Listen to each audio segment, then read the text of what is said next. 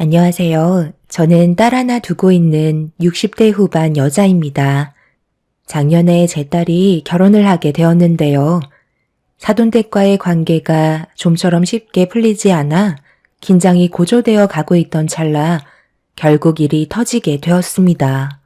결혼을 한 지 6개월 정도 지났을 무렵 딸이 눈물을 흘리면서 저희 집으로 들어왔고 사위가 그 뒤를 따라 들어왔습니다. 난감한 표정으로 저와 남편에게 인사를 건넨 사위는 방으로 들어가 버린 딸의 상황을 설명했고 저희 부부는 자초지종을 듣게 되었는데 안사돈과 마찰이 일어난 걸 알 수 있었습니다. 결혼 전부터 신경이 쓰이더니 결국 일이 터지고 만 거였죠. 애초부터 결혼을 반대했던 안사돈은 딸에게 지속적으로 스트레스를 주입시킨 것 같았어요. 제가 모든 상황을 알 수 없으니 답답하기도 했고 처음으로 사돈댁의 반대가 앞으로의 결혼 생활을 힘들게 할지 모른다며 많은 고민을 했었지만 그래도 딸과 사이의 간절한 마음이 언젠가 사부인에게도 통할 줄 알았습니다. 웃는 얼굴에 침 못 뱉는다고 제 딸에게도 좋은 모습들이 많기 때문에 시간이 지나면 좋은 관계를 유지할 수 있을 거라 생각했었어요. 결혼을 허락했으면 마음에 안 드는 부분들이 있어도 좋은 관계를 유지하려는 노력 정도는 하실 줄 알았는데 사부인은 단 한 번도 제 딸을 좋게 봐주려는 마음을 갖지 않았었네요. 그러다 보니 마음의 상처를 지속적으로 받은 딸은 결국 사돈댁에서 안 좋은 일들을 겪게 되었고 사태가 심각해져 버리고 말았죠. 사위가 중간에서 노력을 안 한 것도 아닌데 자기 아들을 봐서라도 좋은 관계를 형성하고 살면 될 것을 왜 이렇게 모난 행동을 하는 건지 이해할 수가 없었습니다. 남편은 눈물을 흘리고 들어온 딸을 보고 마음이 너무 안 좋았는지 사돈댁과 연락을 취해 따로 만나서 대화 좀 해봐야겠다며 점점 흥분을 하기 시작했어요. 안 좋은 감정이 고조된 상태에서 만나봤자 서로 상처되는 말들만 주고받게 되면서 집안 싸움으로 크게 번지게 될 수도 있기 때문에 흥분한 남편을 진정시켰네요. 그날 사위와 꽤 오랜 기간 대화를 이어나갔어요. 해결 방법을 찾아 모든 걸 좋게 만들고 싶었죠. 사부인의 성격을 제일 잘 알고 있는 사위에게 어떻게 하면 사부인과 좋은 관계를 유지할 수 있을지에 대해 처음으로 대화를 나눈 것도 아니었어요. 그만큼 몇 번의 사건이 있었고 저도 반복되고 있는 이런 상황들이 답답했지만 계속 참으면서 사부인도 제 딸을 언젠가 좋아해 줄 거라 믿고 있었습니다. 사위도 사부인에게 안 좋은 말들을 꺼내면서 인연 끊겠다며 몇 번이나 얼굴을 붉힌 적이 있었지만 그때뿐이었어요. 참는 것도 한계가 있는 건데 지속적으로 상처를 받고 있는 딸을 보면 저도 속이 끓을 수밖에 없었네요. 한 번 사는 인생 서로 좋게 웃으면서 살아가면 좋은데 사부인은 그렇게 하지 못하는 게 참 안타까웠습니다. 결국 사위와 대화 나눈 것도 항상 똑같은 패턴이라 해결 방법을 찾기 위해 사부인을 따로 만나게 되었죠. 사돈께서 갑자기 왜 저를 보자고 하신 거죠? 그냥 전화 통화만 하셔도 되는데 굳이 얼굴 볼 필요 있었을까요? 요즘 집안 분위기가 좋지 않은 상황이라 좋은 쪽으로 해결할 수 있는 방법을 찾기 위해 좀 뵙자고 말씀드린 겁니다. 안 좋은 상황이요? 글쎄요. 저는 지금도 아주 잘 지내고 있는데요. 저와 관련이 있다고 생각하시는 건가요? 며칠 전에 제 딸이 집에까지 찾아와서 눈물을 흘린 적이 있었어요. 그런데 알고 보니 그날 사돈댁에 다녀온 길이더라고요. 똑같이 자식 키우는 입장에서 제 딸이 상처를 받고 저희 집에 찾아왔는데 부모인 제 속은 어떻겠나요? 도대체 뭐가 마음에 안 드시는지 저는 그걸 알고 싶은 겁니다. 앞으로 건서방이랑 평생 함께 할 텐데 그럼 사부인과 한두 번 얼굴 볼 사이도 아닌 거잖아요. 뭐든 좋은 쪽으로 생각하면 이런 일도 없겠지만 제 딸이 마음에 안 드는 부분을 얘기해 주시고 해결 방법을 알려주신다면 서로가 좀 더 이해하고 웃으면서 세월을 보낼 수 있지 않을까요? 저도 그렇고 사돈도 적은 나이도 아닌데 이런 문제로 언제까지 얼굴 붉힐 수는 없는 노릇이잖아요. 양가 집안 더 큰 상처를 받기 전에 해결하고자 이렇게 얼굴 뵙자고 한 겁니다. 무슨 말을 하시는지 대충 이해는 갑니다만 저는 며느리한테 딱히 안 좋은 감정은 없는데요. 그냥 본인이 많이 부족해서 그런가 보죠. 저는 대놓고 뭐라고 한 적도 없을 뿐더러 일부러 상처를 주려고 부려먹은 적도 없습니다. 그냥 아무것도 하지 않고 관심을 끄는 것뿐이죠. 애초부터 마음에 들지 않은 며느리감이 저희 집에 들어왔는데 제가 뭘 바라겠어요? 그래서 아예 관심을 끊어버린 건데 그게 잘못된 건가요? 오히려 며느리 꼴 보기 싫다고 잔소리 해대가면서 온갖 상처되는 말들을 퍼부으는 것보다 저는 이게 훨씬 낫다고 생각하는데요. 어쩔 때는 무관심이 좋을 때도 있는 거예요. 무관심이 더 큰 상처를 줄 수도 있는 거죠. 아예 며느리로 받아들이지 않겠다는 거니 신경조차 쓰지 않겠다는 거잖아요. 투명인간 취급하고 있는데 제 딸이 당연히 상처를 받겠죠. 사돈은 이런 관계 유지가 최선이라고 생각하시는 건가요? 저는 무관심이 답이라고 생각하고 행동하고 있는 겁니다. 쓸데없이 감정 소모하고 싶지도 않고 괜히 스트레스 받아서 혈압 올라가느니 아무것도 안 시키고 말도 안 걸고 제 아들만 챙기면 아무 일도 일어나지 않는데 굳이 마음에도 없는 정을 줄 필요는 없잖아요. 사돈께서도 지금까지 인생을 살아오시면서 만나왔던 사람들이 전부 마음에 들었던 적은 없잖아요. 그러니까 지금 사돈께서 하시는 말씀은 앞으로도 제 딸은 며느리로 인정해 줄 일은 조금 더 없다는 말씀이신 거죠? 같은 연배이시다 보니 눈치가 빠르시네요. 아시잖아요. 애초부터 며느리로 받아들이고 싶지 않았는데 제 아들이 좋다고 해서 어쩔 수 없이 결혼 허락한 겁니다. 아들을 위해서 그런 거지 며느리로 인정한 건 아니죠. 해결 방법을 찾으실 생각이면 미련 버리시는 게 좋겠네요. 저는 한 번 아닌 건 눈에 흙이 들어와도 아니거든요. 안사돈과 대화를 주고받으면서 해결 방법을 찾으려 했지만 좋은 관계를 유지하기는 힘들어 보였습니다. 아무것도 하지 못한 채 사돈을 돌려보낸다면 쳇바퀴 돌아가듯 똑같은 상황이 반복이 될 것 같아 그 자리에서 확실하게 제 의사를 밝히게 되었고 제 말을 듣고 있던 사돈의 얼굴은 점점 굳어지고 있었네요. 말이 끝나자마자 열을 올리기 시작했고 결국 안 좋은 대화를 주고받았습니다. 그래도 결혼을 했으면 기본적인 건 당연히 해야 되는 건데 그런 것들을 전부 다 생략하겠다는 건 저로선 받아들이기 힘듭니다. 왜 받아들이기가 힘드신지 모르겠네요. 어차피 투명인간 취급하는데 뭐하러 사돈댁에 들리나요? 차라리 아무것도 하지 않는 게 오히려 스트레스 덜 받는 일 아닌가요? 제 딸이 괜히 사돈댁에 들어가서 아무것도 하지 않고 서 있으면 계속 그걸 보게 될 텐데 얼마나 불편하고 싫으시겠어요. 대화조차 섞지 않으신다면서요. 그러니까 애초부터 사돈댁에 발을 들이지 않는 게 서로에게 좋다고 말씀드리는 거예요. 저도 집안 행사가 있어도 사이를 집으로 불러드리지 않을 테니 사돈께서도 어떠한 이유에서라도 제 딸과 사이를 집안으로 부르시는 일은 안 해주셨으면 좋겠어요. 그래야 양가 집안에 평화가 찾아올 것 같습니다. 어차피 며느리로 인정해주지 않는다면 굳이 사돈댁에 들어가 잡일을 도울 필요는 없죠. 며느리 때문에 제 아들 얼굴도 못 본다는 거예요? 차라리 며느리만 빼고 제 아들만 따로 보도록 하겠습니다. 그건 안 되죠. 부부는 결혼을 하는 순간부터 일심동체예요. 어떠한 일을 하더라도 함께 해야 된다고요. 나로 불러서 만나실 거면 애초부터 결혼은 허락하지 마셨어야죠. 머리채를 뜯어서라도 말리셨어야 하는 거 아닌가요? 사돈께서 중심이 잡혀있지 않으니까 지금 모두가 피해를 보고 있는 거잖아요.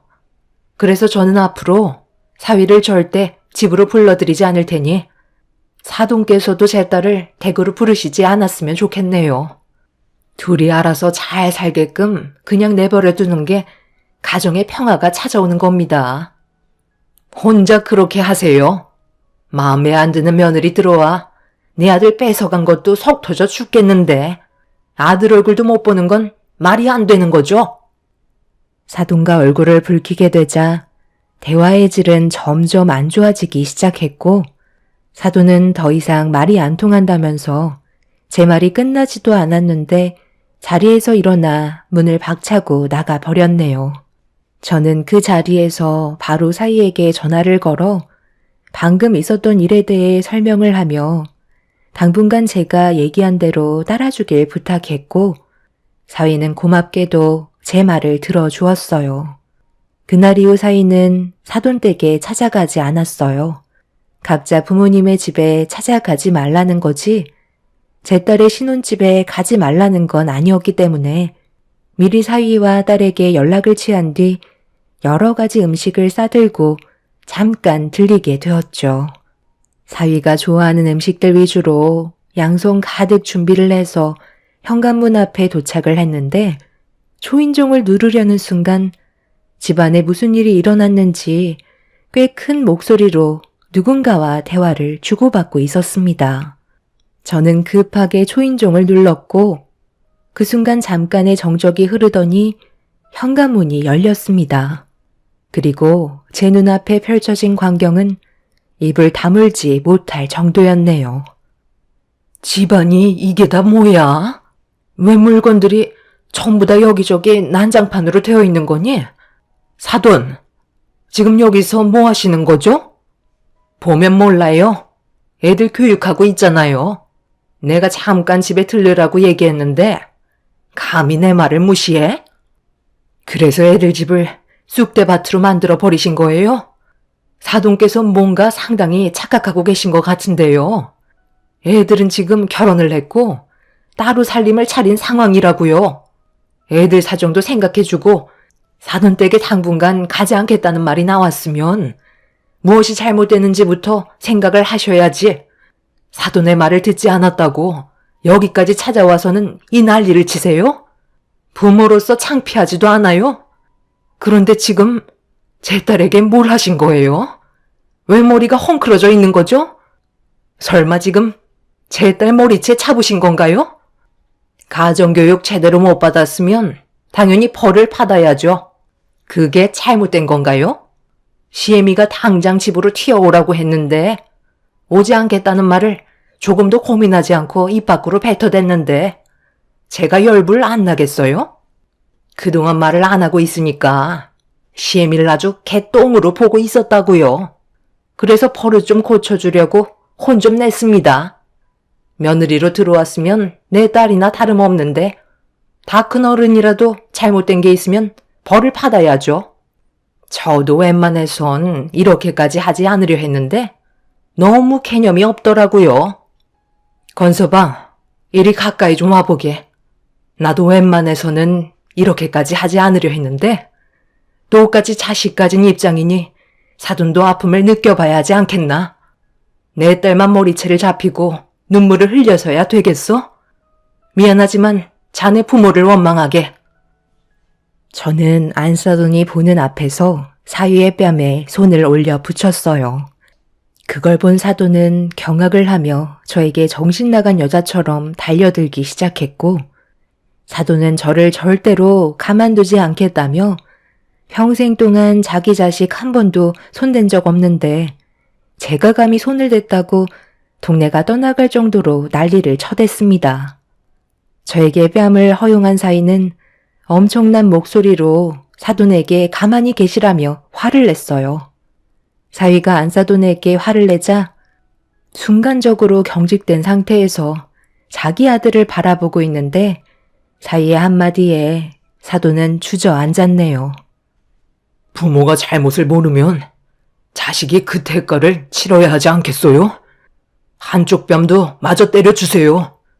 장모님 마음이 풀리실 때까지 허용해 드리겠습니다. 저도 이렇게까지 살고 싶지 않네요. 하루하루 너무 괴롭습니다. 저희 엄마 때문에 제가 사랑하는 사람들이 상처받는 건 더 이상 보고 싶지 않아요. 저희 엄마가 잘못을 모르면 자식이 대신 벌을 받아야죠. 그게 맞는다고 생각합니다. 그리고 오늘 이 시간 이후로 저는 엄마와의 인연을 끊어내도록 할 거예요. 이 말이 듣고 싶으셔서 이 난리를 치셨겠죠. 장모님께서 오늘 저희 집에 왜 찾아와 주신 줄 아세요? 엄마랑 따로 만나서 안 좋은 대화를 주고받았다는 걸 저에게 설명해 주셨는데 혹시라도 제가 상처받았을까봐 평소에 제가 좋아하는 음식들을 준비해서 먼 길을 달려오셨어요. 그런데 엄마는 당분간 서로 생각할 시간이 필요해서 가지 않겠다는 한마디 했다고 집안을 난장판으로 만들어요? 엄마가 무슨 잘못을 했는지 느끼지 못하신다면 당연히 아들인 제가 벌을 받아야죠. 엄마의 아들로서 부모님을 바른 길로 인도해 드려야 하는 것도 자식의 역할이니까요. 장모님, 이 모든 일들이 사이인 제가 부족해서 그러니 한 번만 용서해 주세요. 사위는 제 앞에 무릎을 꿇었고 사돈은 자기 아들이 무릎을 꿇었다는 거에 정신을 차리지 못했어요. 이런 와중에 사돈은 더 큰 분노를 표출하려고 자리에서 일어나 저에게 달려들었지만 사위가 중간에서 사돈을 막아선 뒤 팔을 잡고 현관문 밖으로 내쫓아 버렸네요. 사위는 잠깐 바람 좀 쐬고 오겠다며 사돈을 모시고 어디론가 사라졌는데 사위의 얼굴에 손을 올려붙인 저는 온몸이 떨려와 그 자리에 주저앉아 너무 미안한 마음에 결국 눈물을 쏟아내고 말았습니다. 제 자식도 아닌 남의 자식에 손을 올려붙인 건 당연히 잘못된 행동이었지만 저도 사람인지라 제 딸이 사돈에게 머리채를 잡혔다는 거에 제대로 된 판단을 하지 못한 것 같아 너무 마음이 안 좋았어요. 한참의 시간이 지나서야 어느 정도 진정이 된 저는 어질러진 집안을 정리했고 사위가 돌아오기만을 기다리고 있었습니다. 그렇게 늦은 저녁 시간이 되어서야 사위가 들어왔는데 확실히 안색이 좋지 않았어요.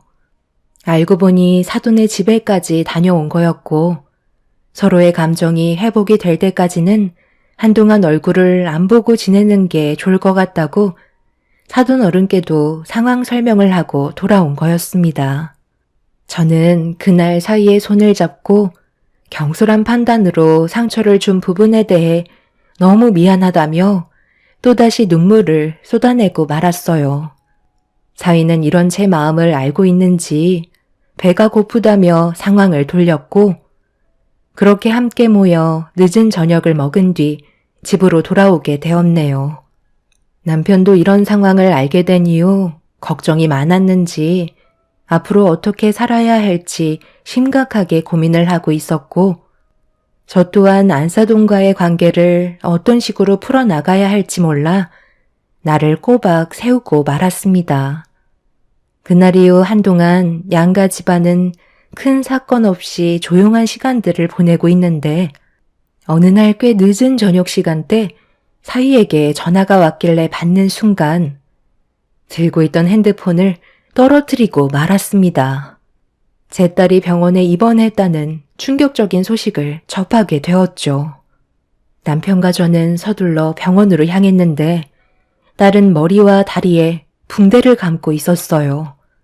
자리를 지키고 있던 사위에게 어떻게 된 거냐고 상황 설명을 듣는 순간 경악을 하고 말았네요. 그날 사위가 야간 연장 근무를 하고 늦게 끝나는 바람에 밖에서 제 딸과 저녁을 먹기로 약속이 되어 있던 상황이었어요. 사위가 1층에 도착한 뒤 딸에게 연락을 취했고 서둘러 집 밖을 나서던 딸이 엘리베이터를 타려는데 수리 중이라는 문구를 보고 어쩔 수 없이 걸어 내려가고 있었습니다. 그런데 누군가 뒤에서 딸을 일부러 밀었다는 충격적인 말을 듣게 되었죠. 사위는 경찰에게 신고를 해놓은 상태라 곧 잡힐 거라고 얘기했지만 계단에는 CCTV가 없어서 누가 범행을 저질렀는지 알아내기가 쉽지 않은 상태였어요. 문제는 딸은 넘어지는 순간부터 기억을 하지 못하고 있었습니다. 이 소식을 듣게 된 사돈댁도 병원을 찾아왔고 누워있는 제 딸을 마주한 안사돈이 한마디 거들었네요. 그간 행실이 안 좋았으니까 이런 일을 당하는 거지? 다른 이유가 있겠어? 골절된 부분이 붙으려면 앞으로 몇 달간 움직이지도 못한다는데 그럼 그동안 내 아들이 수발을 들어줘야 한다는 건데 나는 또 그 꼴은 못 볼 것 같네. 머리도 다쳤다면서? 이상은 없다지만 앞날은 아무도 모르거든. 혹여나 나중에 문제라도 생겨서 다시 병원을 찾게 되는 상황이 생길지도 모르지. 이미 몸에 하자가 생긴 불량품인데 고쳐 쓴다고 해서 불량품이 정품으로 바뀌지는 않잖아? 계속 같은 곳에 불량이 날 텐데 그럼 내 아들이 계속해서 희생을 해야 된다는 건데 내가 그 꼴을 어떻게 봐? 이참에 이 결혼 다시 생각해보자. 어머님, 의사가 그러는데 머리는 다행히 크게 다치지 않았다고 했어요. 앞으로 살아가는 데는 문제 없다고 했으니까 너무 안 좋게만 보려고 하지 마세요. 최대한 빨리 회복하려고 회사 인사과에 연락해서 몇 달간 병가까지 냈어요.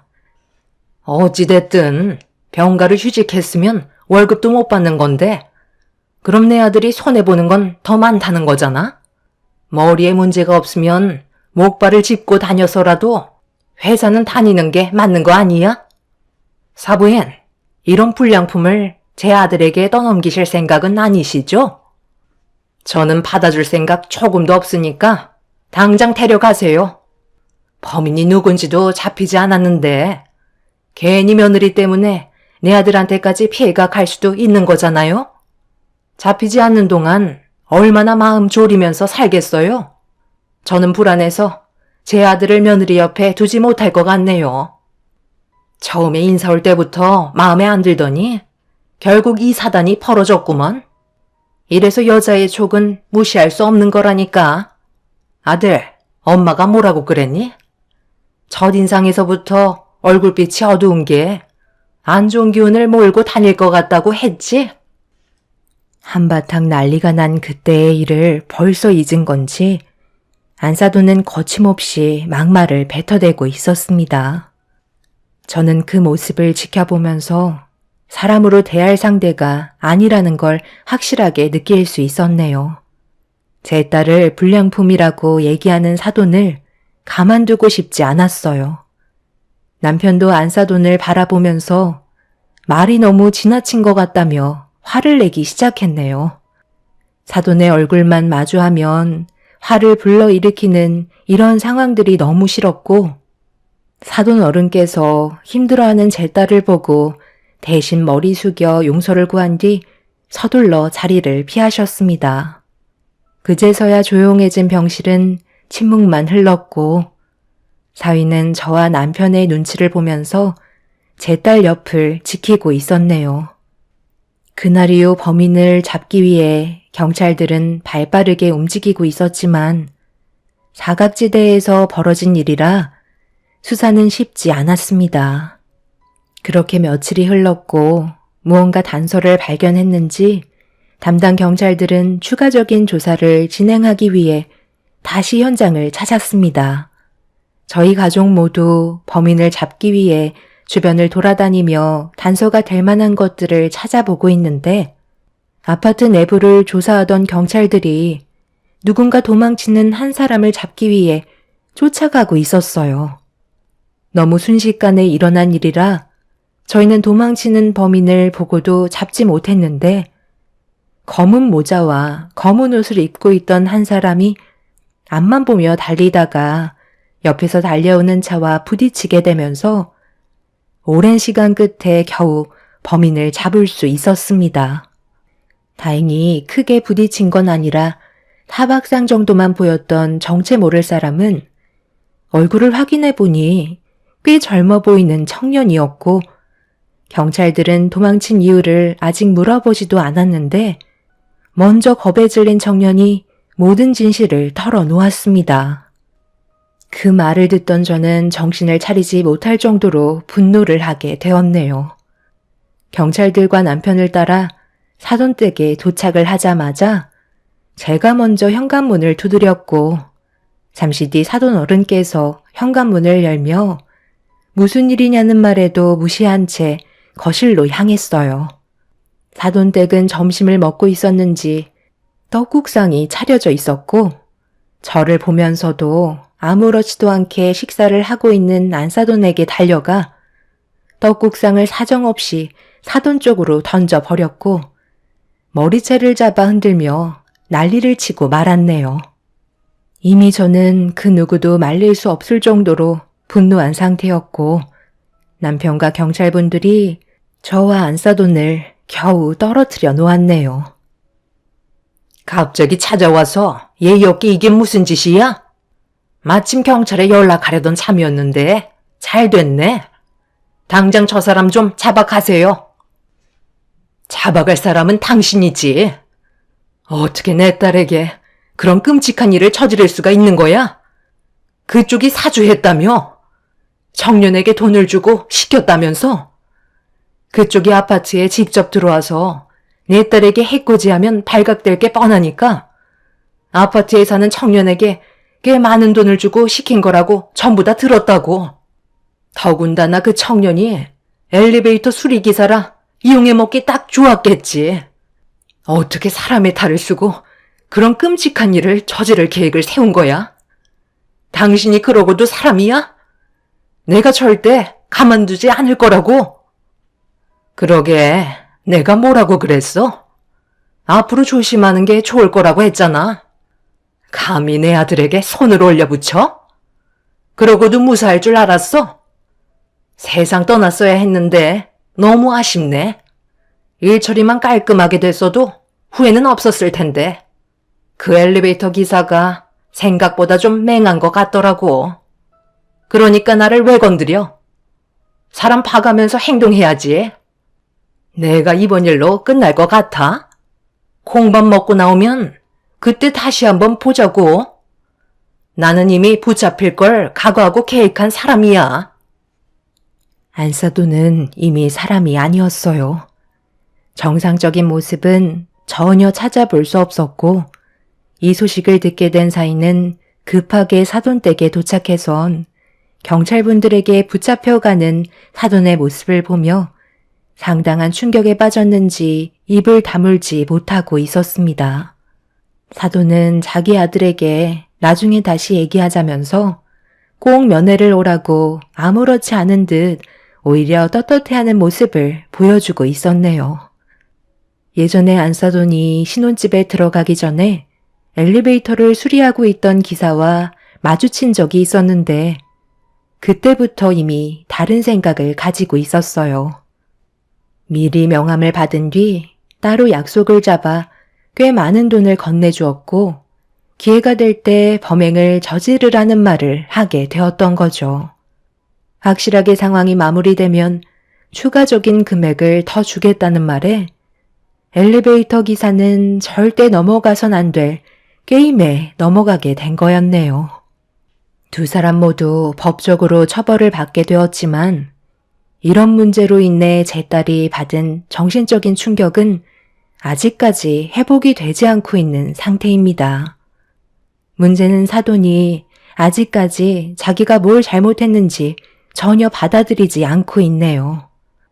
이 사실을 전부 알게 된 사돈 어른은 사위와 제 딸의 안전을 위해 관계를 정리했지만 5년의 징역을 받은 그 사람이 나중에 다시 세상 밖으로 나온다는 게 더 큰 문제이네요. 그 전에 저희 가족에게 피해가 가지 않게 다른 방법을 생각하고 있습니다. 두 번 다시 마주치지 않길 바랄 뿐이네요. 그 사람이 저지른 잘못에 대해 나중에 전부 다 되돌려 받았으면 좋겠습니다. 제 사연을 들어주신 분들, 오늘 하루도 평안하신가요? 여러분들의 삶에 언제나 웃음이 가득하시고 가족 간의 관계에 끊임없는 행복이 함께 하시길 바랍니다. 감사합니다. 안녕하세요. 저는 30대 초반 여자입니다. 현재 한 사람이 목숨이 위태로운 상태입니다. 그 모습을 보고 왔는데 앞으로 어떻게 해야 될지 상당히 고민이 많아지네요. 작년에 저에게 상당히 힘든 시기가 있었어요.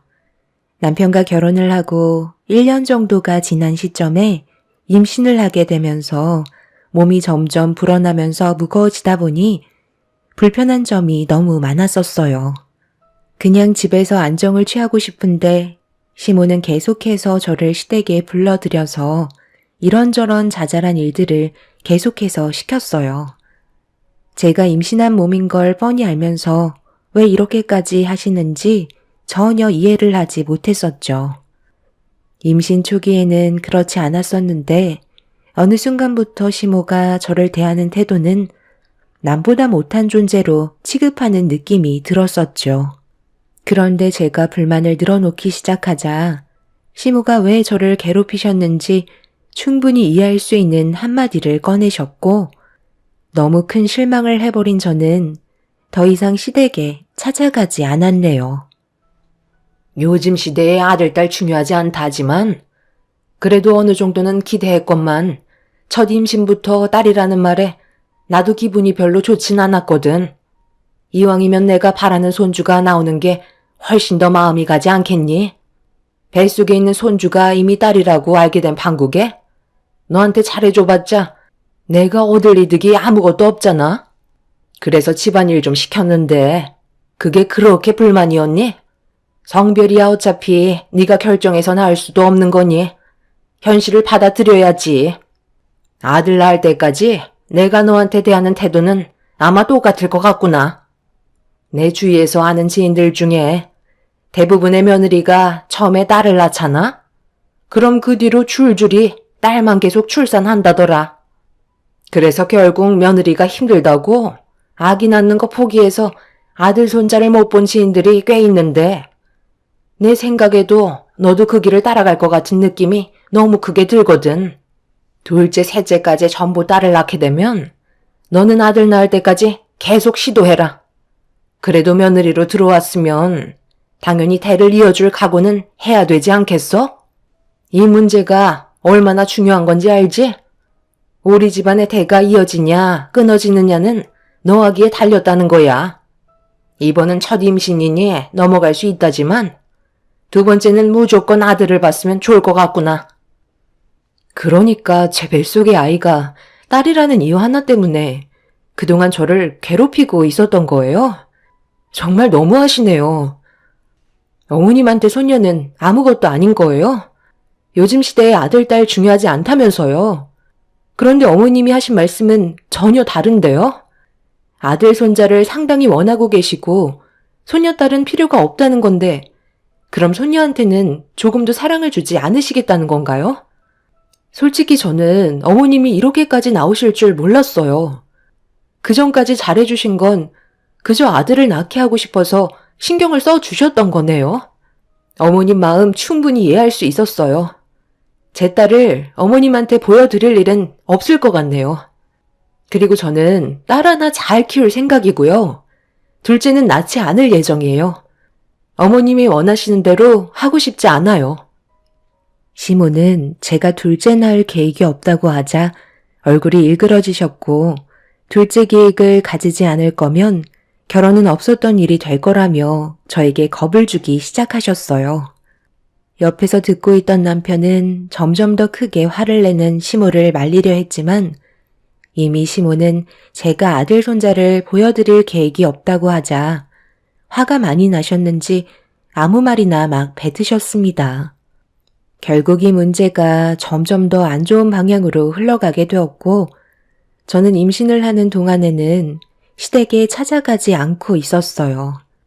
그런데 시모는 이런 태도를 보인 제가 마음에 들지 않았는지 어느 날 연락도 없이 저희 집에 찾아왔어요. 당연히 남편도 그날 퇴근하고 집에 일찍 들어왔었기 때문에 크게 두려운 건 없었습니다.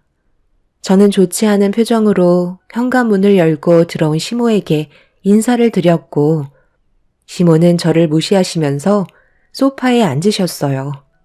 남편은 당황한 얼굴로 왜 찾아오셨는지 이유를 여쭙자 매년 집안에 큰 행사가 있다는 걸 알지 않냐며 저희 부부도 참석하길 원하고 있었습니다. 그제서야 무슨 이유 때문에 저희 집에 오셨는지 알 수 있었죠. 제 몸 상태를 뻔히 보고서도 시모는 집안 행사에 참여하길 원하셨네요. 저는 당연히 힘들 것 같다고 얘기했어요. 시모는 예상했다는 듯 미소 띤 얼굴로 저를 바라보며 대화를 이어나가셨어요. 오던 오지 않던 그건 네 자유지만 참석하지 않는 게 오히려 안 좋은 상황을 만들게 될 거라는 거 모르니? 어머님, 너무 억지 부리시는 거 아니에요? 제 배를 보고도 지금 김장날 참석하라는 말이 나오시나요? 사람 하나 빠지는 게 얼마나 큰일인지 몰라서 그러는 거야? 너 빠지면 내 아들도 자연스럽게 참석하지 않을 텐데 그럼 그 공백 누가 채울 건데? 쓸데없는 말 하지 말고 무조건 참석해라. 몸 회복되는 대로 김장 시작할 거다. 저희는 참석하지 않고 김치도 사서 먹을게요. 집안 행사랍시고 솔직히 가족들끼리 모여서 뭘 하는데요? 술판밖에 더 벌려요? 김장김치 달라고 하지도 않을 거니까 걱정하지 마시고 어머님 많이 만드세요. 더 하실 말씀 없으시죠? 그렇게 나온다고 내가 눈 하나 깜빡할 줄 알았니? 나도 다 방법이 있으니까 갈 때까지 한번 가보던가. 시애미가 얘기하면 군소리 하지 말고 그냥 받아들이면 될 것을 꼭 이렇게 토를 달아서 분위기를 험악하게 조성해야 되겠어? 엄마, 이 사람 이제 곧 출산이면 앞으로 얼마나 바쁘게 될지 잘 알고 계시잖아요. 그런데 이렇게까지 하시는 건 너무 억지 아니에요? 저희 입장도 생각해 주셔야죠. 제가 봤을 때 엄마가 오히려 안 좋은 상황을 더 만들고 계신 것 같아요. 이래서 자식 새끼 다 키워봤자 소용없다는 말이 여기에서 나오는 건가 보다. 엄마가 그동안 너를 어떻게 키웠는지 몰라서 그런 말을 하는 거야? 그리고 지금까지 매년 단 한 번도 행사를 거른 적이 없었는데 출산날 다가온다고 참석을 안 한다는 건 우리 집안의 행사를 무시하는 건데 엄마 보고 그만하라는 말이 나오니? 이번 일은 절대 그냥은 넘어가지 못할 것 같구나. 일을 크게 만들고 싶지 않으면 무조건 내려와서 일손 도와야 할 거다. 괜히 후회할 일 만들지 말고 내가 알려준 날짜에 무조건 참석해라. 나는 분명히 너한테 경고했으니 신중하게 결정을 해야 할 거야. 시모는 저희 부부의 의견을 조금도 들어주려 하지 않았어요. 출산 날보다 출산 전에 김장을 담그는 게 부려먹기 좋을 것 같다며 최대한 일정을 서두르시겠다는 말씀을 하시고 집으로 돌아가셨습니다. 제가 어떤 후회할 일을 겪게 될지 몰라 더욱더 심적으로 불안해지기 시작했고 갑자기 극도의 스트레스를 받아서 그런지 아랫배에 지속적인 통증이 오고 있었어요. 최대한 안정을 취해야 할 것 같아 남편의 도움을 받아 방 안으로 들어왔고 이 문제에 대해 진지한 대화를 이어나갔습니다. 남편은 걱정하지 말라면서 저를 안심시켜 주려고 노력했지만 시모가 연락도 없이 무턱대고 찾아와서 통보하시고 떠날 정도로 막 나가시는 성격 때문에 남편이 저를 안심시켜 주려 해도 불안한 마음은 쉽게 떨쳐낼 수가 없었네요. 그날 이후 저는 점점 출산날이 임박해 왔고 시모가 한 말이 계속해서 생각이 나서 어떻게 해야 할지 몰라 많은 고민에 빠져 있었습니다. 남편은 당연히 가면 안 된다고 했지만 괜히 또 다른 피해가 생길까봐 너무 불안했어요. 시모는 제가 출산 예정 일주일 전에 미리 시댁 집안 김장이 있을 예정이라는 문자를 통보를 하면서 일정을 잡았고 남편은 시모에게 전화를 걸어 어떻게 될지 모르는 상황이라 집에서 대기하는 게 좋을 것 같다며 이번에는 김장을 빠지겠다고 설명을 하고 있었네요. 그런데 수화기에서 시모는 남편에게 버럭 소리를 지르더니 이런 것도 며느리가 시켰냐며 난리를 치셨습니다. 아들 손자가 뱃속에 있었다면 저를 정말 아껴주셨을 텐데 손녀딸이라는 이유 하나만으로 시모의 태도는 날이 갈수록 심각하게 변하고 있었습니다. 그렇게 전화 통화로 한바탕 난리가 난 이후에 며칠의 시간이 흐르면서 약속된 당일이 되어 버렸어요. 남편도 시모가 어떻게 돌변할지 몰라 걱정하고 있었는데 김장 당일날 갑자기 뱃속에서 진통이 급격하게 오고 있었어요. 너무 큰 스트레스가 진통을 촉진시켰는지 아랫배가 참기 힘들 정도의 진통을 오게 만들었고 제가 고통스러워하자 남편은 저를 서둘러 산부인과로 데려갔습니다. 남편은 양가 부모님께 연락을 드리면서 출산 소식을 알려주었어요. 저희 부모님은 제가 출산을 할 것 같다는 말에 급하게 산부인과를 찾아와 주셨고 잠시 뒤 시부모님께서도 산부인과를 찾아와 주셨습니다. 모두의 관심이 집중되어 있는 상황 속에 시모는 저를 노려보면서 출산이 임박한 저에게 불만을 털어놓기 시작했습니다. 시모의 말을 듣고 계셨던 엄마가 어이없다는 듯 시모를 쳐다보고 있었어요. 남편은 모두가 예민한 상태에서 큰일이 벌어질까봐 시모를 밖으로 밀어내려 하고 있었죠. 이건 알아. 나는 하고 싶은 말도 못하니? 제가 김장하고 싶지 않아서 일부러 깨부리는 거잖아. 내가 모를 줄 알아? 그런 게 어디 있어요. 조금 있으면 정말 출산을 해야 한다고요. 모두가 예민한 상태니까 나중에 다시 얘기하면 안 될까요? 뭘 나중에 얘기해? 지금 얼마나 심각한 상황인지 몰라? 너희 이모들이 벌써 엄마 집에 와서 김장 준비하고 있다고. 지금 하시는 말씀이 너무 지나치시네요. 제 딸이 지금 진통을 겪고 있는 게 안 보이세요? 제발 적당히 좀 하시죠. 뭘 적당히 해요? 누구 때문에 일정을 일주일 앞당겼었는데 그런데 하필 모두가 모여있는 상태에서 진통이 오면 누가 봐도 꾀를 부리는 것 같잖아요. 그래서 지금 며느리 말이 진짜인지 거짓인지 구분을 하기 위해 두 눈으로 확인해 보려고 왔네요. 확인하셨으면 이제 그만 돌아가 주세요. 제 딸 출산하는데 방해하지 않으셨으면 좋겠네요. 윤서방, 당장 문 닫아주게. 시모와 엄마는 계속해서 심각한 대화를 주고받았어요. 엄마는 시모의 태도에 화가 많이 났던지 문 밖에서 점점 언성을 높이면서 격한 말이 오고 갔고 저는 심각해지는 진통으로 인해 결국 엄마와 시모가 싸우는 모습을 보면서 분만실로 들어가고 말았습니다. 건강이 안 좋으신 엄마가 화를 내시는 모습을 마지막으로 봐서 그런지 출산을 하는데 집중을 하지 못하겠더라고요. 원장님은 딴 생각하지 말고 출산에 온 정신을 쏟으라며 아이가 위험할 수도 있다는 말에 별일이 없을 거라 믿고 뱃속에 있는 제 딸을 보기 위해 온 정신을 출산하는데 쏟아 부었습니다.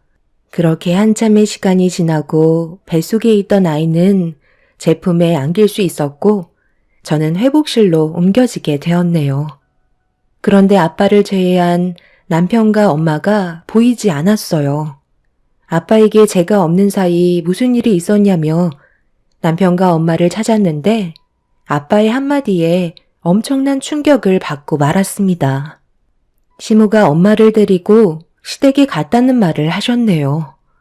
아빠에게 왜 말리지 않았냐고 물어보니 엄마가 대신 가서 일손을 도와주겠다고 했다며 아빠도 엄마를 말렸지만 괜히 저에게 피해가 갈까봐 시댁 김장을 도와주려고 간 것 같다는 말씀을 하셨네요. 엄마가 시댁에 가신 건 엄청난 일이었어요. 이유는 시댁 김장만이 아닌 시모의 친정 식구분들의 김치까지 해야 되는 상당히 큰 일이라 그곳엔 많은 분들이 모여 있을 테고 엄마한테 피해가 갈 수 있는 상황이었거든요. 이제 막 출산을 한 저는 온몸이 늘어나 있는 상태라 손가락 하나 까딱할 정도의 힘도 없었어요. 아빠에게 부탁해서 남편과 통화를 시도했지만 받지 않았고 불안한 마음으로 연락이 오길 기다리고 있는데 몇 시간 뒤에 아빠에게 전화 한 통이 왔습니다. 전화를 받은 아빠는 엄마가 병원에 입원했다는 말에 급하게 가봐야 할 것 같다며 상황이 되는 대로 최대한 빨리 오겠다며 회복실에서 급하게 나가셨네요. 엄마는 몇 년 전에 갑상선 암 때문에 치료를 받으신 적이 있으셨는데 수술을 받고 난 이후부터 건강 상태가 많이 안 좋으셨어요. 온몸이 약해지셨기 때문에 무리한 움직임은 피해야 했는데 갑상선 기능 저하로 동반되는 빈혈 때문에 엄마가 쓰러지신 것 같았습니다. 너무 불안한 마음에 남편에게 반복해서 전화를 하고 있는데 회복실 문이 열렸고 남편이 모습을 나타냈어요. 저도 모르게 남편에게 화를 내며 어떻게 된 일이냐고 물어보게 되었습니다. 당신이 분만실에 들어갈 때 우리 엄마가 당신이 마음에 들지 않는다며 계속해서 불만을 쏟아내셨거든. 장모님이 그 모습을 지켜보시다가 어떻게 하면 되겠냐고 물어보시니까 엄마가 건강이 약하신 장모님께 대신 김장을 도우라고 얘기하셨는데 장모님은 고민도 안 하시고 엄마 집으로 함께 출발하셨소.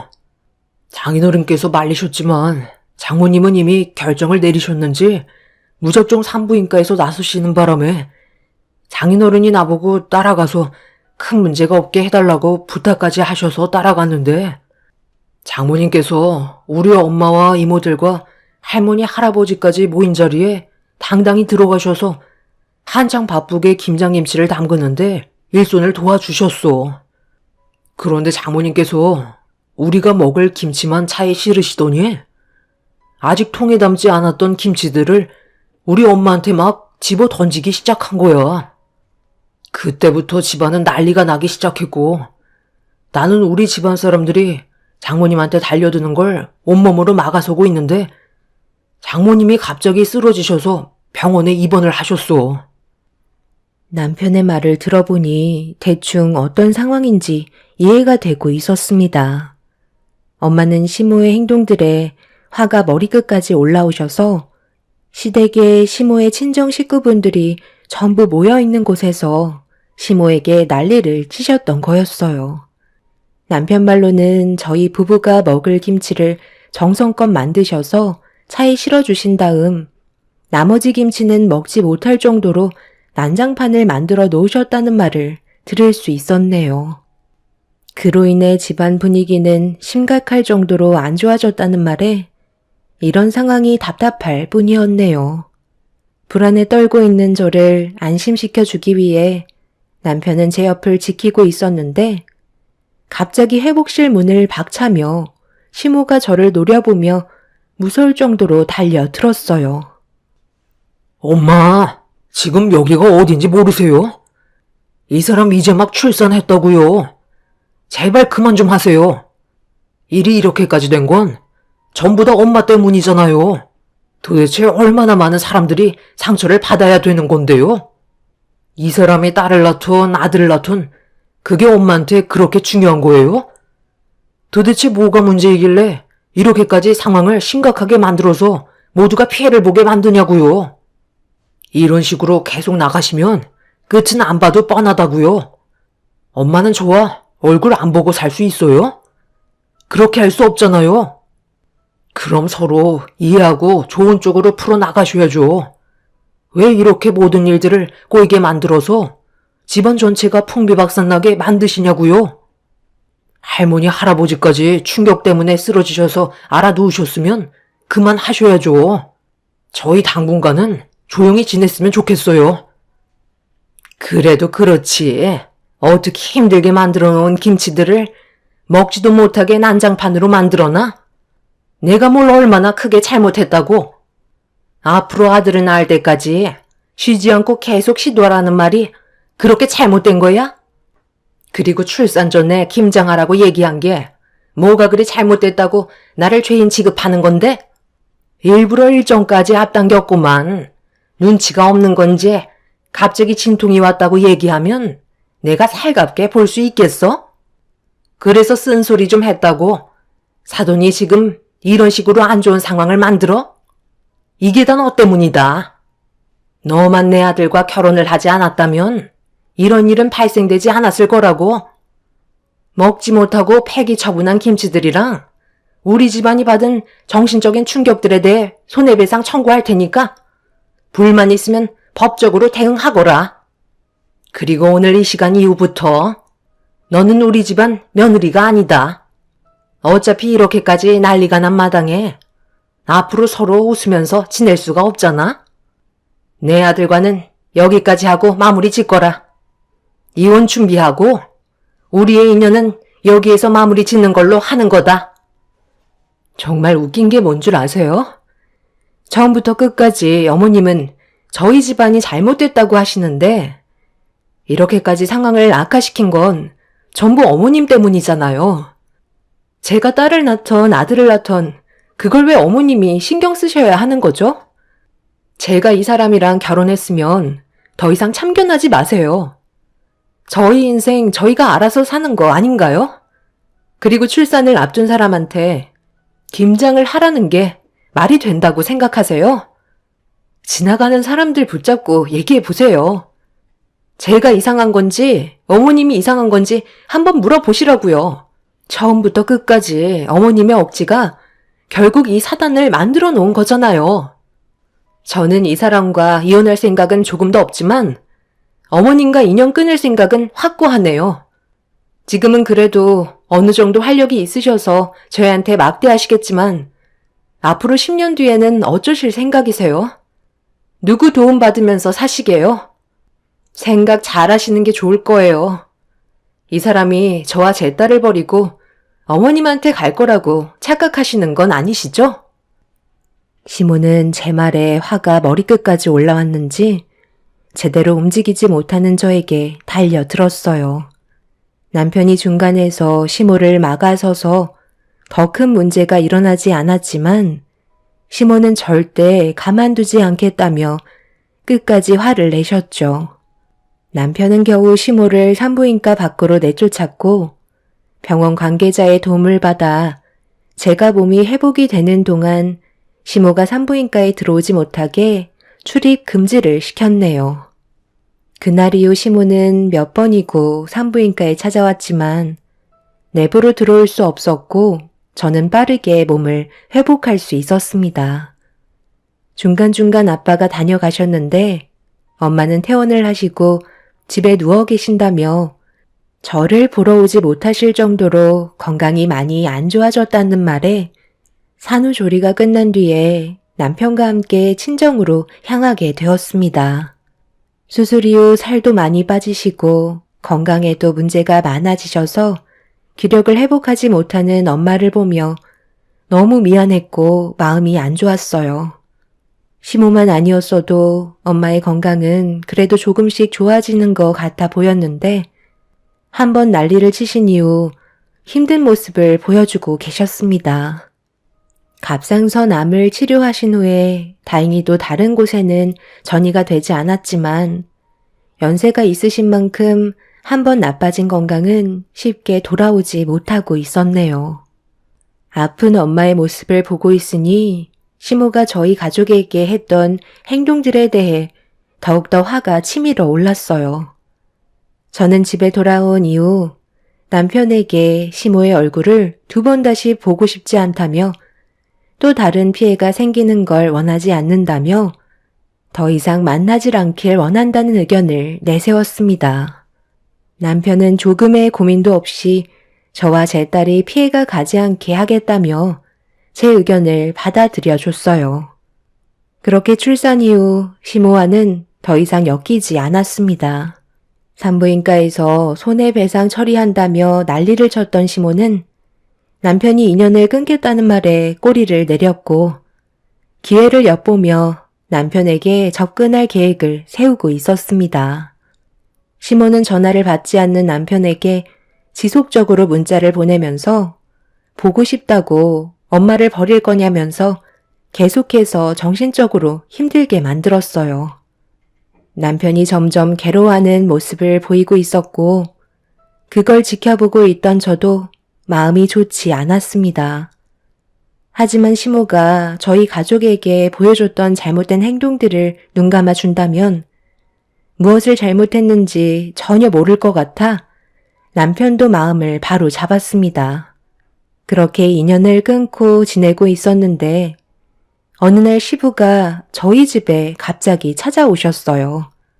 산부인과에서 한바탕 난리가 난 이후 처음 뵙는 모습은 상당히 안 좋아 보였습니다. 저희는 시부를 안으로 모셨고 잠깐 동안 침묵이 흐르다 남편이 왜 찾아오셨는지 여쭤보자 시부는 어렵게 입을 떼셨네요. 이런 말을 너희들한테 하는 게 내 입장에서도 참 난감하지만 상황이 안 좋은 만큼 일단 알려주는 게 좋을 것 같아서 고민을 하다가 찾아왔다. 그래도 너희 엄마인데 앞으로 남은 시간을 어떻게 활용해야 할지 고민을 해야 되지 않겠니? 그게 무슨 말이에요? 엄마한테 무슨 안 좋은 일이라도 생긴 거예요? 제가 알아들을 수 있게 설명을 해 주셔야죠. 너희 엄마가 내 암이란다. 얼마 전에 갑자기 거품을 물면서 쓰러져서 급하게 병원으로 실려갔는데 머리 중앙에 악성 종양이 자리를 잡고 있는데 계속해서 커지고 있어서 앞으로 더 큰 문제들을 겪어야 될 것 같다고 하더구나. 암이요? 어머님 머리에 암이 있었다고요? 평소에도 건강관리에 철저하셨잖아요. 정말 확실한 암이 맞는 거예요? 나도 너무 놀라서 몇 번이고 다시 물어봤는데 확실하게 악성 종양이 자리를 잡고 있다는 걸 검사 결과로 알게 되었단다. 그런데 문제는 이게 수술을 해도 문제고 치료를 받는 것도 문제라 어떻게 할 수가 없다는 거야. 수술을 하게 될 시 생존 확률도 보장이 안 될 뿐더러 방사선 치료는 크게 도움이 되지 않을 것 같다는 판정을 받게 됐어. 조금이나마 확률이 높은 건 일단 수술이라는데 그 확률이 5% 이내로 상당히 적다더구나. 앞으로 남은 시간이 얼마나 남아있냐고 물어봤는데 앞으로 길어야 6개월 이내라고 그러더라고. 이번에는 겨우 정신을 회복할 수 있었지만 언제 어디에서 갑자기 쓰러질지 모르고 종양이 내 압박 손상으로 인해 식물인간이 될 확률도 상당히 높은 상황이라 병원에 입원되어 있는 상태다. 너희 엄마가 너무 큰 충격을 받아서 그런지 아무것도 하지 못하고 있는 상태고 이런 모습을 너한테 보여주고 싶지 않은 것 같더구나. 시부의 말에 엄청난 충격을 받았고 저희는 시모의 상태를 확인하기 위해 어쩔 수 없이 병원을 찾아가게 되었습니다. 그곳에는 시모의 친정 가족분들이 모두 함께 모여 있었는데 저희가 오자마자 안 좋은 시선으로 바라보고 있었어요. 하지만 시모의 건강이 안 좋은 상태라 소란을 피우지는 않으셨네요. 남편은 조심스럽게 병실 문을 열었고 저도 그 뒤를 따라 들어갔습니다. 시모는 깊은 잠에 빠져 계신지 깨어나지 못하고 계시길래 조용히 시모의 모습을 지켜보고 있었죠. 불과 몇 달 전까지만 해도 온 집안이 떠들썩할 정도로 난리를 치시던 분이 한순간에 병원 신세를 지고 계신 모습을 보니 사람 일은 한 치 앞도 모른다는 걸 알 수 있었습니다. 남편과 저는 시모가 눈을 뜰 때까지 한자리를 지키고 있었고 남편은 그 모습을 바라보면서 눈시울이 붉어진 상태였어요.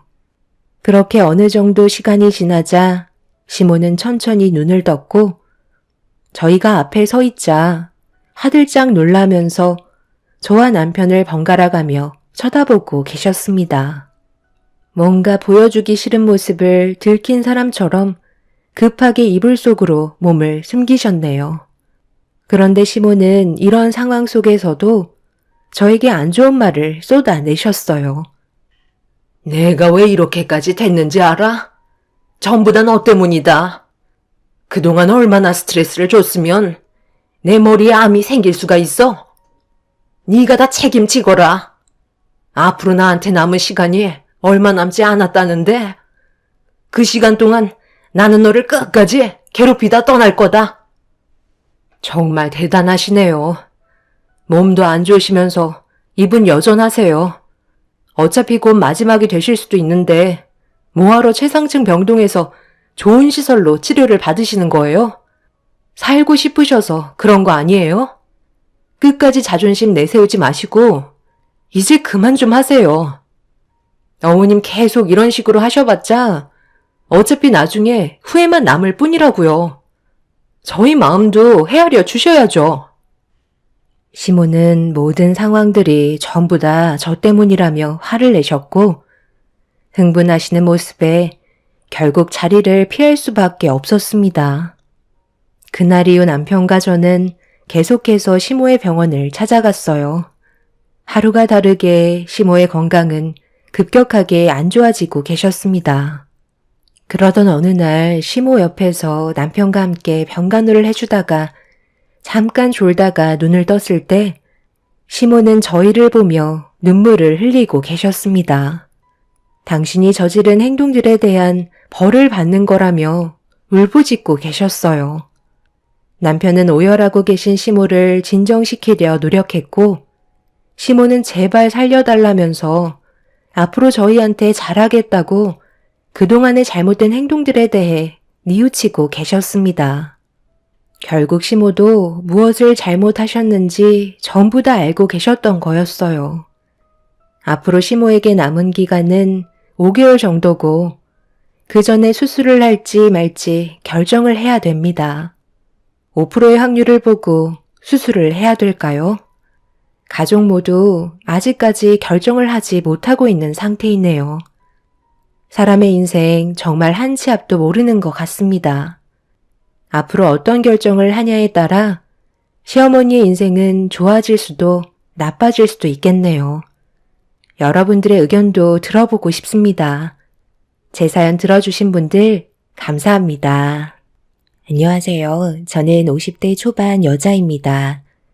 노력은 배신을 하지 않는다고 그동안에 힘들게 살아온 만큼 저에게도 기회가 찾아왔습니다.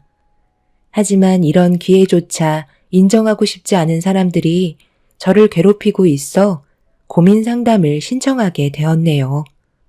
저는 현재 결혼 20년 차 되었고 시부모님과 함께 살고 있습니다. 10년 전에 시부께서 허리를 다치셔서 평생 동안 휠체어 신세를 져야만 하는 안타까운 상황이 발생이 되고 말았습니다.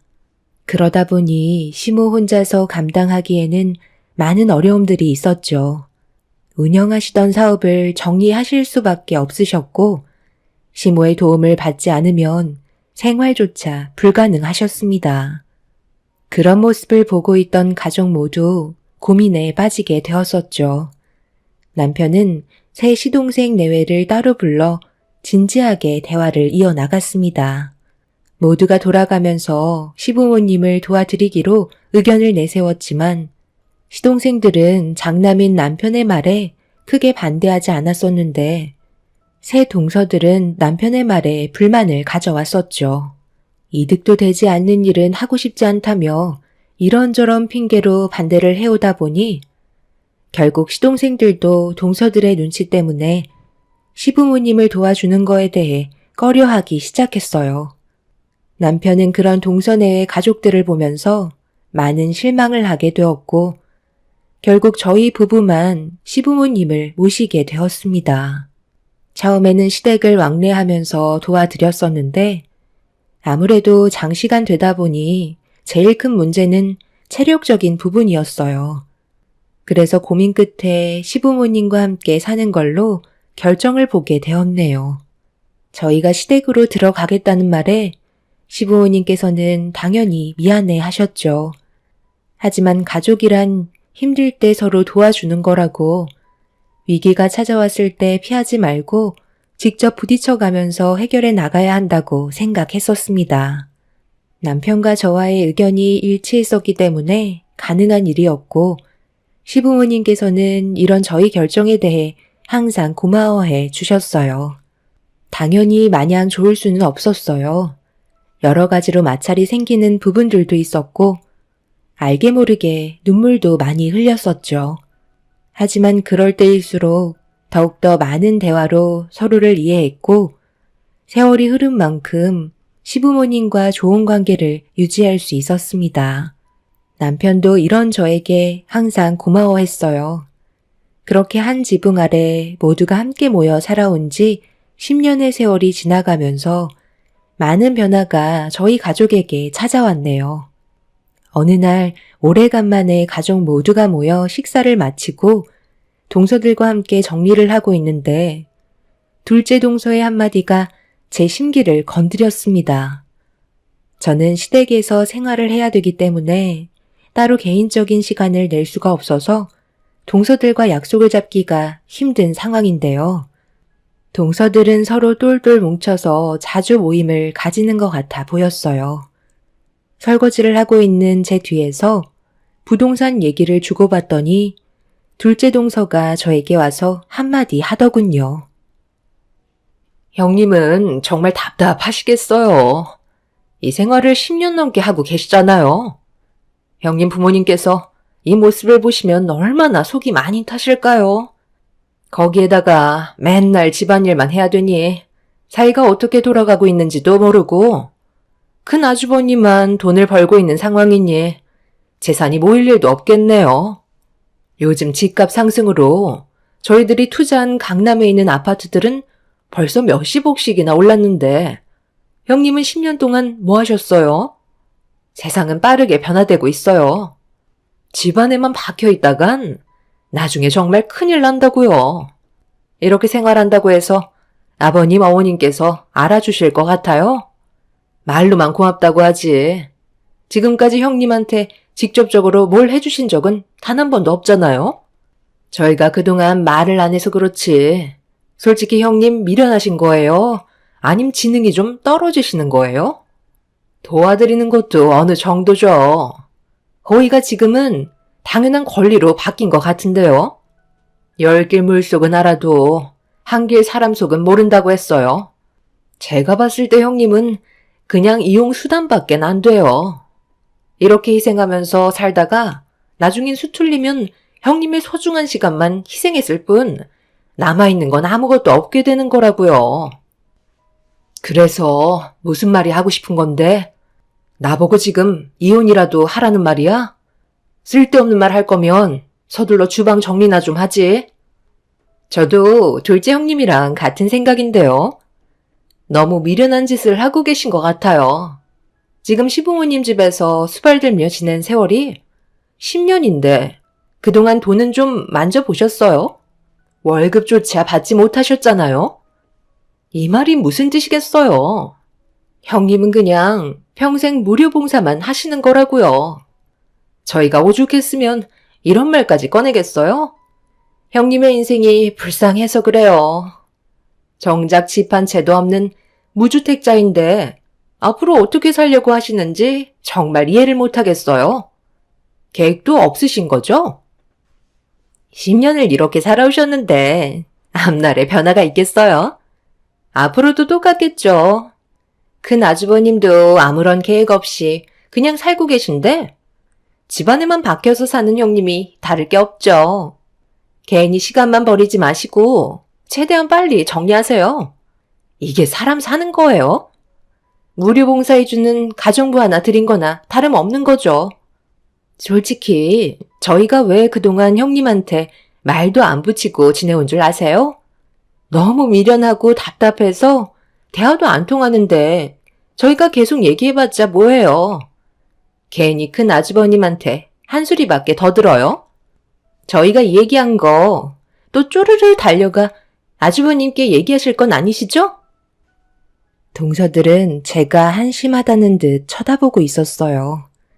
제가 동서들과 그동안 대화를 섞지 않았던 건 자기들보다 우리가 경제적으로 못 산다고 평소에도 무시를 해왔었는데 제가 이용만 당하고 있다며 지능이 부족한 것 같다고 얘기하는 동서들의 예의 없는 행동들에 동요되고 싶지 않아 그동안 무시하면서 지내왔었네요.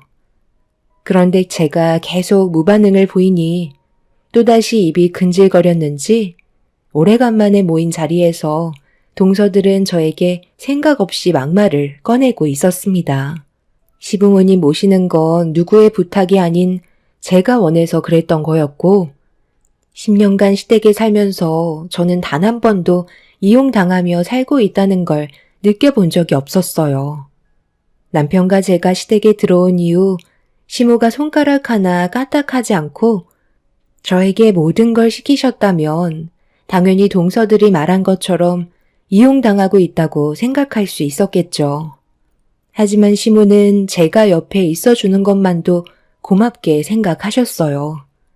그래서 저보다 더 많이 움직이시고 가끔 가족들 모임이 있을 때도 제가 고생하는 게 싫어서 저보다 몇 시간 먼저 일어나셔서 음식 준비를 하고 계십니다. 10년의 세월 동안 시모의 모습은 조금도 변화가 없으셨어요. 이렇게 잘 대해주시는데 동서들은 저희 가족 관계에 대해 알려고 하지도 않았고 무조건 본인들에게 피해가 갈까봐 거리를 뒀으니 어떤 생활을 하고 있는지 전혀 알지 못하고 있었죠. 그렇게 주방 일을 끝낸 뒤 가족 모두가 한자리에 모였는데 휠체어를 타고 계신 시부께서 시동생들에게 앞으로 어떻게 살아갈 건지에 대해 물어보기 시작하자 동서들의 표정이 점점 굳어지고 있었네요. 너희들이 내 자식들이라면 이렇게까지 하는 건 인연을 끊겠다는 거야? 어떻게 된 게 큰아들 빼고 너희들은 하나같이 집안에 도움을 주려고 하지 않는 거야? 돌아가면서 서로 도와주며 사는 게 그렇게 힘든 거니? 너희 큰형이 고생하는 거 안 보여? 고생은 원래 사서 하는 거라잖아요. 형이 원해서 하는 거지. 저희가 원하는 건 아니잖아요. 몸이 불편하시면 요양원을 가세요. 왜 가족 모두를 힘들게 하시려는 건데요? 큰형 힘든 것도 모자라 저희한테까지 부담을 주시려는 건 잘못됐다고 생각하는데요. 부모면 자식들에게 피해가 가지 않게 해야죠. 되려 짐을 주면 어떡해요? 쓸데없는 말씀 하실 거면 먼저 일어나 볼게요. 이런 말 들으려고 저희가 시간 내서 온 건 아니라고요. 지금 여기까지 와서 밥 먹는 시간도 아까워 죽겠는데 그래도 자식된 도리로 온 것뿐이니 이제 그만하세요. 10년 전이랑 10년 후의 삶은 많이 변했다고요. 그때야 아버지에 대한 마음이 컸다면 지금은 제 가족을 먹여 살리기에도 바쁜데 뭐하러 여기까지 와서 시간을 낭비하면서 저희 인생의 피해를 봐야 해요? 고생은 형 혼자 하라고 하세요. 저는 그렇게까지 하고 싶은 마음은 없네요. 엄마도 이제 그만 좀 하면 안 돼요? 언제까지 아버지 붙잡고 계실 건데요? 그냥 요양원에 모시라니까요. 그래야 모두가 편하다고요. 이 사람 말이 100번 울어요. 아버님 괜히 고생만 시키려 하지 마시고 조용히 들어가시는 게 모두를 위한 길이세요. 둘째 동서내외의 시작으로 셋째, 넷째도 불만을 쏟아내기 시작했고 참고 있던 남편은 결국 화를 내고 말았습니다. 상황이 안 좋게 흘러가자 시모는 새 동서내외들 보고 집으로 빨리 돌아가라며 마무리를 지으려 했지만 본인들도 기분이 많이 상했는지 그동안의 불만들을 쏟아내기 시작했어요. 저희는 동서들의 모습을 보고 너무 놀라고 말았습니다. 저희가 솔직히 얘기를 안 해서 그렇지. 그동안 얼마나 서운했는지 알아요? 큰형님이 여기 와서 수발 좀 들어준다고 저희들과 눈에 띄게 차별을 두시잖아요. 일손 좀 도와준다고 해서 그렇게 하시는 건 아니죠. 어느 정도껏 하셔야지. 너희들 그만하지 못해? 여기 싸우러 온 거니? 당연히 우리 집에 와서 고생한 만큼 신경 써주는 건 타당한 건데 그게 뭘 서운하다는 거야? 너희들은 하고 싶은 거 다 하면서 누리고 있잖아. 그런데 큰 며느리 봐라. 10년 동안 잠깐 외출하는 것 말곤 집 밖을 제대로 나가본 적 있니? 명절날 외에는 거의 다 집에만 있었다고. 너희들이 서로 조금씩 이해하고 도왔다면 이렇게까지 힘들진 않았겠지? 그런데 차별을 한다고? 너희들이 큰 며느리를 먼저 따돌리고 무시하면서 살아왔던 것들은 전혀 생각하지 않니? 안 보고 있는 것 같아도 뒤에서 전부 다 살피고 있었다. 적어도 우리 집안의 큰 며느리면 너희들이 그런 식으로 행동하면 안 되지. 차별받지 않고 대우받고 싶으면 생각부터 뜯어 고쳐라. 뭘 뜯어 고쳐야 한다는지 이해를 할 수가 없는데요. 오히려 저희한테 잘 하셔야죠. 앞날이 어떻게 될지 아무도 모르는데 나중에 저희한테 손을 벌리게 될 날이 안 오실 것 같아요. 아버님이 요양원으로 들어가시기만 하셨어도 가족 간의 관계에 문제가 일어나진 않았겠죠. 그동안 자식들을 키워줬으니 그에 대한 보답을 받으시겠다는 거예요? 그런 생각을 가지시는 게 오히려 잘못됐다고 생각하는데요. 자식들 좀 그만 힘들게 하시고 이제 요양원으로 들어가세요. 그러니까 내가 요양원에 들어가지 않아서 이런 일이 생겼다는 거야? 너희들의 마음 충분히 알았고 두 번 다시 바라지 않으마. 하지만 너희들도 절대 우리한테 찾아와서 손 벌리는 일 없도록 해라.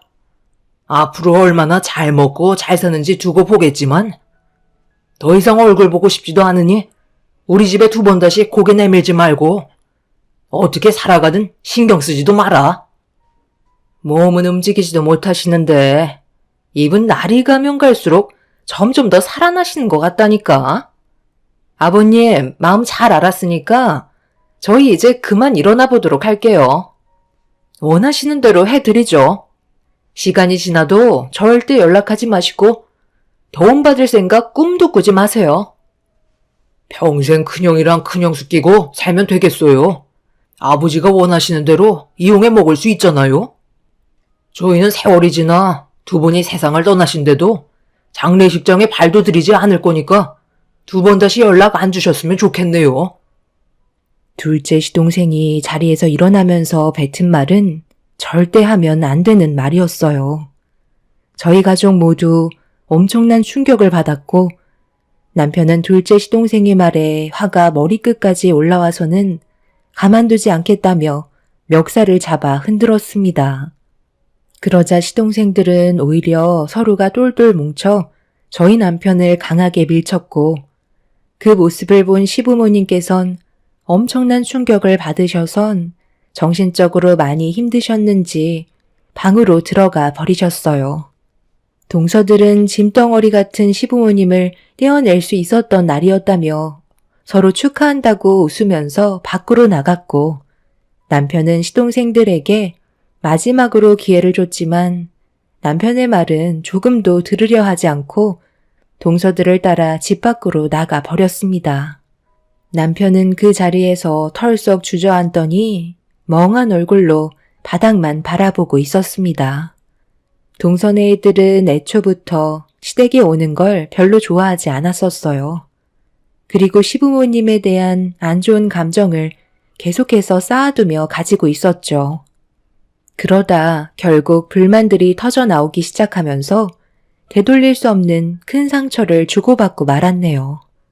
동서내외들이 집으로 돌아가고 조용해진 집안의 시모는 방에서 나와 어질러진 거실들을 정리하며 힘든 모습을 보여주셨습니다. 남편은 시모에게 다가가 어쩔 수 없다는 듯 대화를 이어나갔어요. 결국 시모의 눈에서 눈물이 흘러내렸고 자식들에게 받은 상처가 너무 크셨는지 휘청거리셨네요.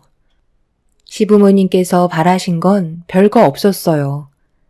주말에라도 잠깐 시댁에 내려와서 서로 도와가며 좋은 관계 유지하자는 거였는데 시동생과 동서들은 그런 것조차 귀찮아하며 받아들이고 싶어 하지 않았습니다.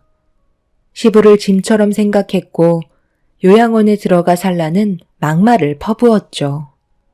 자식들이 부모에게 엄청난 상처를 주게 되면서 완전히 마음의 문을 닫아 버리셨고 동서내외를 두 번 다시 보고 싶지 않다며 연락을 끊어 버리셨습니다.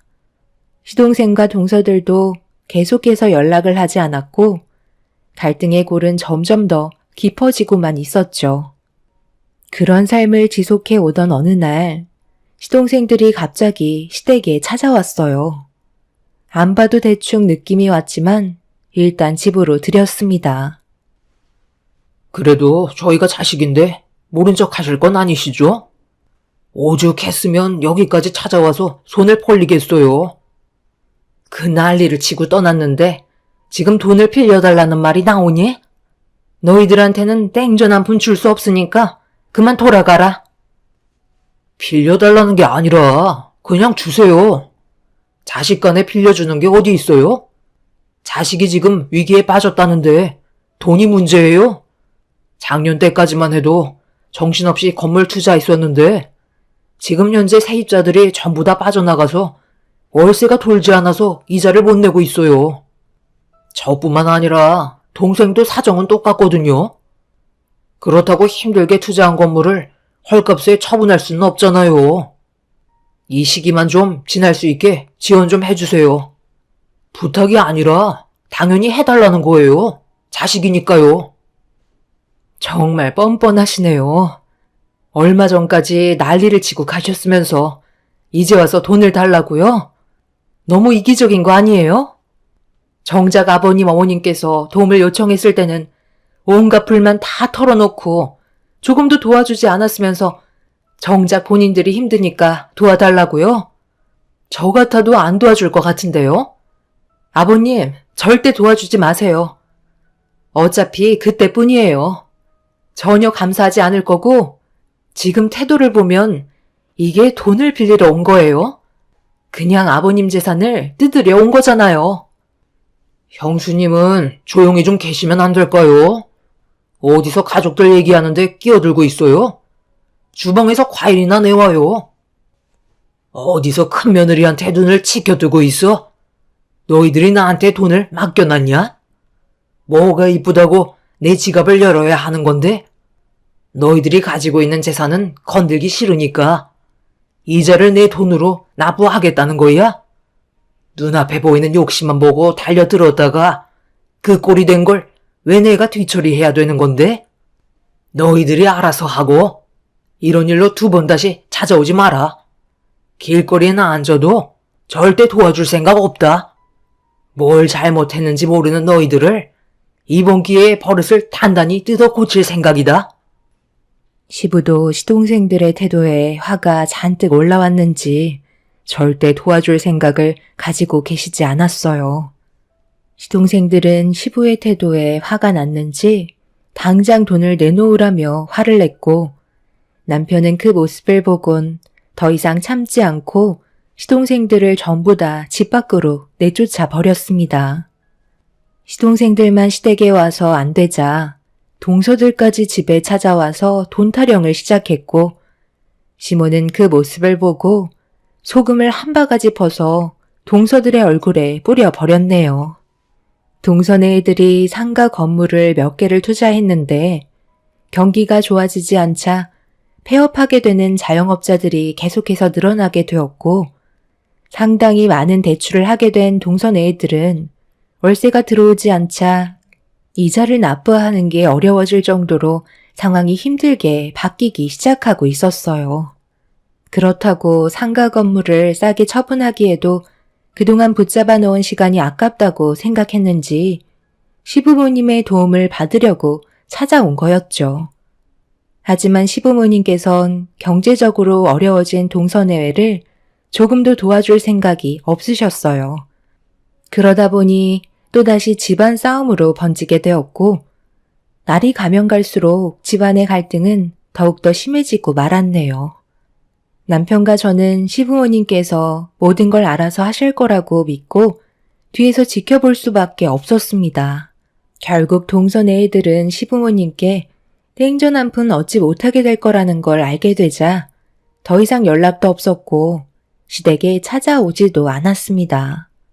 그렇게 남보다 못한 사이로 지내던 어느 날 저희는 시부모님을 따라 계획에 잡혀있던 일정을 소화하려고 집 밖을 나섰는데 상황이 급했는지 차에 올라타 출발하려는 저희 가족을 동선 애들이 막아섰고 시부는 그 모습을 보고 그냥 지나가라며 서둘러 계획에 있던 일정을 소화하려고 출발을 하게 됐습니다.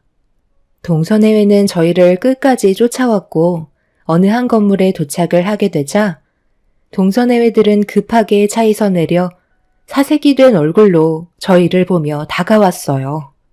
그리고 시모가 차에서 내렸고 잠시 뒤 시부가 지팡이의 몸을 의지한 채 차에서 걸어 나오셨습니다. 아버님, 어떻게 차에서 혼자 걸어 내려오실 수 있으신 거예요? 분명 사고로 허리를 다치셔서 휠체어에 몸을 의지하지 않으면 움직이지 못하시잖아요. 언제부터였어요? 왜 저희한테는 한마디 말도 안 하신 건데요? 그리고 여기는 왜 오신 거죠? 병원 개원식이 아버님이랑 연관되어 있는 거예요? 저희가 알지 못하는 것들이 도대체 얼마나 있는 거예요?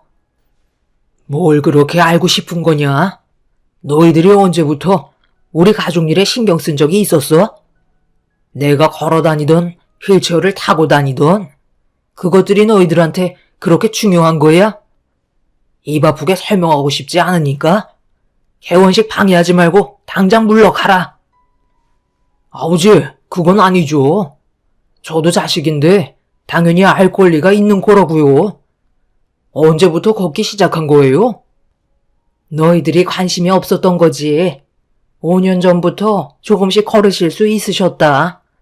그런데 왜 비밀로 했냐고? 보면 모르겠니? 너희들이 하는 짓이 이 모양 이 꼴인데 굳이 말할 필요가 뭐가 있어? 이 건물은 너희 아버지가 전 재산을 투자한 병원이다. 10년간 고생한 큰애들의 명의로 넘겨주신 건데 뭐가 잘못됐니? 이 정도는 당연히 해줘야 하는 거 아니야? 너희들이 그동안 큰애한테 무주택자라고 무시하는 동안 이 건물은 계속해서 올라가고 있었다. 우리는 몇 번이나 너희들에게 기회를 주려 했지만 그걸 전부 다 걷어차놓고 이제 와서 뭘 어쩌게? 이왕 온 거 개원식 떡이나 한 봉지씩 가지고 돌아가라. 이런 걸 진작에 말씀하지 않으셨으니까 저희가 그런 태도를 보인 거죠. 이 병원을 아주버님과 형님 소유로 가질 수는 없는 거라고요. 이 사람도 자식이니까 당연히 재산에 관여할 문제는 있는 거예요. 절대 아버님이 원하시는 대로 하실 순 없어요. 동서, 아직도 상황 파악이 안 돼? 지금 뭐가 잘못됐는지 전혀 모르겠어? 왜 동서들이 그동안 시부모님께 상처 줬던 행동들에 대해 용서를 구하지 않는 거야? 내가 얘기했잖아. 잘못은 인정하고 시부모님 말에 귀를 기울이라고 몇 번이나 얘기했는데 본인들이 잘났다고 그동안 무시했으면서 이제 와서 눈앞에 돈이 보이니까 너무 분하고 억울해? 동선의 애들은 개원식에 참석하기 위해 지팡이에 의지한 채 혼자서 걸으시는 시부를 보며 일제히 벌벌 떨고 있었어요. 엄청난 충격으로 다가왔는지 더 이상 아무 말도 하지 못하고 그 자리에 굳어 있었습니다. 본인들이 시부모님께 했던 상처되는 말들은 전부 주워 담을 수 없다는 걸 그제서야 알게 되었는지 땅을 치며 후회하고 있었네요. 시부모님은 사고로 허리를 다치시면서 평생을 휠체어에 의지해야 된다고 의사의 진단이 있었는데 어느 순간부터 조금씩 몸의 신경이 기적처럼 살아나기 시작했고 그때부터 제 아래 집중을 하게 되었어요. 하지만 시부는 동선애에게 이 사실을 숨겨달라며 진짜 모습을 보고 싶었던 거였죠. 그래서 몇 번이고 기회를 줬던 건데 동서들은 전부 다 걷어차면서 장례식장에는 발도 들이지 않겠다는 충격적인 말들까지 서슴없이 뱉었던 겁니다. 시동생들과 동서들의 마음을 충분히 알게 된 시부는 그때부터 자식과의 인연을 완전히 끊어낼 거라 다짐하게 되셨고 모든 재산을 저희 남편에게 넘겨주시기로 하셨죠.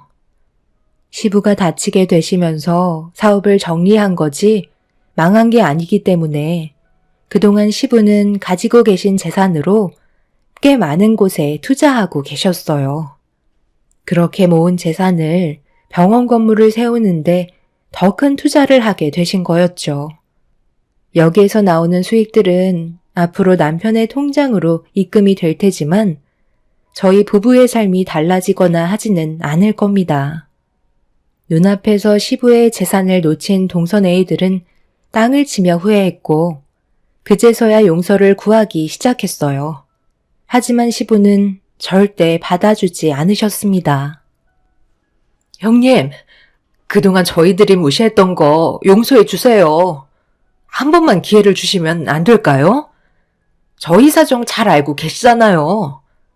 이러다 정말 길바닥에 주저앉게 될지도 모른다고요. 그동안 투자했던 것들 전부 경매로 넘어가기 직전이라고요. 대출빚도 못 갚으면 앞으로 저희들 어떻게 살라고요. 어떤 상황인지 충분히 알았으니까 용서받을 기회를 한 번 정도는 줄 수 있지 않아요? 아버님한테 좋게 얘기해 주세요. 형님 한마디면 모든 상황 정리 될 수 있는 거잖아요. 10년간 아버님 댁에 버티고 계셨던 이유를 미리 알려주셨다면 이렇게까지 나오지도 않았죠. 그냥 휠체어 타고 계신 아버님 수발들 생각하니 너무 끔찍했던 것 뿐이에요. 나라고 아버님 뜻을 알고 있었겠어? 나랑 애들 아빠도 최근에서야 알게 된 거야. 그런데 동서는 그런 마음을 가지고 있는 것 자체가 잘못된 거 아니야? 우리는 한 가족이잖아. 서로 힘들 때 도와줘야 하는데 동서들은 어떻게 했어? 오히려 힘들 때 거리를 두면서 조금도 도와줄 생각을 하지 않았잖아? 그런데 이제 와서 눈앞에 세워진 병원 건물을 보니까 군침이 흐르는 거야? 미안하지만 이번만큼은 나도 어떻게 할 수 없을 것 같네. 개원식 시작해야 되니까 그만 돌아가줘. 동서내외들은 아무것도 하지 못한 채 발만 구르며 개원식을 지켜보고 있었습니다. 그런데 시부의 재산을 저희 부부에게만 넘겨줬다는 이유로 시동생들은 이 부분에 대해 법적 소송을 준비하고 있네요. 일이 이렇게 된 거 끝까지 가보겠다고 결심한 것 같습니다. 이미 시부모님의 부양을 적극적으로 도운 남편과 저에게 증여를 한 것이기 때문에 시동생들의 동의는 구할 필요가 없다는 결론을 이미 변호사를 통해 듣게 되었지만 시동생들은 끝까지 물고 늘어지려 하네요. 결국 그 끝은 본인들이 손해라는 걸 아직까지 생각하지 못하고 있는 것 같아요. 잘못을 뉘우치지 않는 그런 모습을 보니 저희도 더 이상 용서해줄 마음이 조금도 없습니다. 가족이란 힘들 때 서로 도와줘야 한다고 생각해요. 하지만 동서내 애들은 그렇게 하지 못했죠. 여러분들 가족분들 중에도 저희와 비슷한 경험을 하신 분들이 계실까요? 앞으로 2번 다시 엮이고 싶지 않고 도움도 주고 싶지 않습니다. 제 사연 들어주신 분들 오늘 하루도 행복하시길 바랍니다. 감사합니다.